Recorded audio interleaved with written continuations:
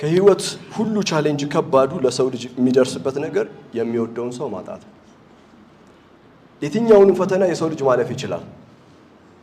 የትኛውንም ፈተና there is deep down inside ውስጣችን ከባድ የሆነ ፖቴንሻል አላህ አስቀምጧል።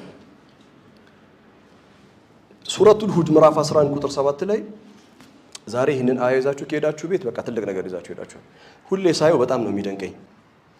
ሱረቱል ሁድ ምዕራፍ 11 ቁጥር 7 ላይ በጣም የሚገርመኝ አያ አለ። በቃ አሁን ቅድምም ብያችኋለሁ ለቀድ خلقنا الانسان في كبد የሰው ልጅ በበርካታ ችግር ውስጥ ያልፋል አለ። ድህነት አለ፣ መከራ፣ እንግልት፣ ስቃይ፣ ህመም በጣም ብዙ ነገር አለ። ሱረቱል ሁድ ምዕራፍ 11 ቁጥር 7 ላይ የሚገርም አያ አላህ በጣም የሚገርም በቃ ለኔ ምን ብዬ እንደምነግራችሁ አላውቅም። وهو الذي خلق السماوات والارض እርሱ አላህ ነው ሰማያትና ምድርን የፈጠረ። ጋይስ እኛ ዝም ብለን ነው የምናነበው ገብቷል። ግን وهو الذي خلق السماوات ነው ሰማያትን በሙሉ የፈጠረ والارض ምድርንም። እሺ وكان عرشه على الماء የጌታ አርሹ ከጥንት ጀምሮ ፍጥረት ሳይኖር በፊት وكان عرشه على الماء ዙፋኑ በውሃ ላይ ነበረ።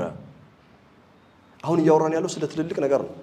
አንደኛ الذي خلق ماذا السماوات ከዛስ አርድ ምድር ከዛስ وكان عرشه على الماء ቢግ ቲንግስ ነው አርግ ነገራን ያለው። አሁን አንተስ ሐሳብ ምን መሰለህ الذي خلق السماوات ስለ ሰማይ ነው የምታስበው والارض ምድር وكان عرشه على الماء عرشን ጭራሽ ባምሮ መሳል አትችልም። ከሰባት ሰማያት በላይ ግዙፍ ቢያው ታውቃላችሁ። ስለ አርሽ ለእናንተ አልነግራችሁ።